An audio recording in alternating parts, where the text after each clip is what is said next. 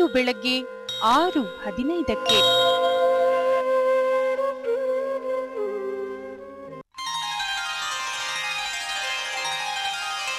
ರಾಮಾಯಣ ನಡೆದ ಪುಣ್ಯಕ್ಷೇತ್ರ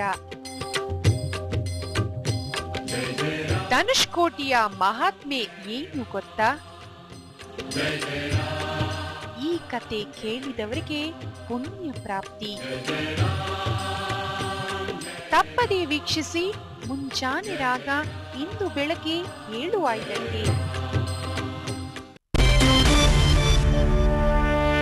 ಪಬ್ಲಿಕ್ ಎಕ್ಸ್‌ಪ್ರೆಸ್‌ಗೆ ಮತ್ತೆ ಸ್ವಾಗತ. ಯುವ ಶಕ್ತಿಯ ಸಂಗಮವಾದ ರೌಂಡ್ ಟೇಬಲ್ ಇಂಡಿಯಾ ಸಂಘಟನೆ ಕರ್ನಾಟಕದ ಹೆಮ್ಮೆಯ ಸಾಧಕರಿಗೆ ಪ್ರಶಸ್ತಿ ನೀಡಿ ಗೌರವಿಸಿತು. ವಿವಿಧ ಕ್ಷೇತ್ರಗಳಲ್ಲಿ ಸಾಧನೆ ಮಾಡಿದ ಸಾಧಕರಿಗೆ ಪ್ರೈಡ್ ಆಫ್ ಕರ್ನಾಟಕ ಪ್ರಶಸ್ತಿ ನೀಡಿ ಗೌರವ ನೀಡಿತು.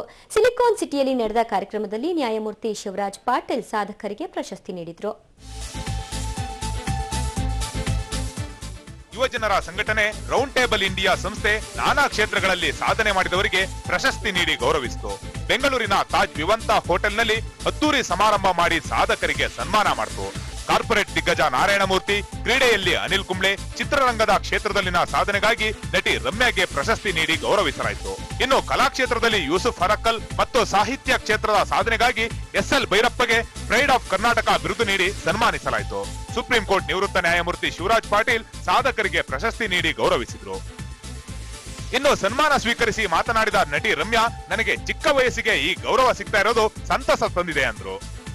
ಹೆಮ್ಮೆ ಆಗ್ತದೆ ಅವಾರ್ಡ್ ಕೊಟ್ಟಿದ್ದಕ್ಕೆ. ಅದು ಒಂದು ನನ್ನ ಲಾಂಗೆಸ್ಟ್ ರೆಸಿಪಿಯೆಂಟ್ ಅಂತಾನೆ ಹೇಳ್ಬೋದು. ಇವತ್ತು Narayan sir, Kumble sir, Yusuf Harakal sir, Barappa sir, ನನಗೆ ತುಂಬಾ ಸೂಪರ್ ಅಚೀವರ್ಸ್ ಅಂತಾನೆ ಹೇಳ್ಬೋದು. ನನಗೆ ತುಂಬಾ ಚಿಕ್ಕವರು. ನನಗೆ ಈ ಪ್ರಶಸ್ತಿ ತುಂಬಾ ಬೇಗನೆ ನೀಡಿದ್ದೀರಾ ಅನ್ಸುತ್ತೆ ನನಗೆ.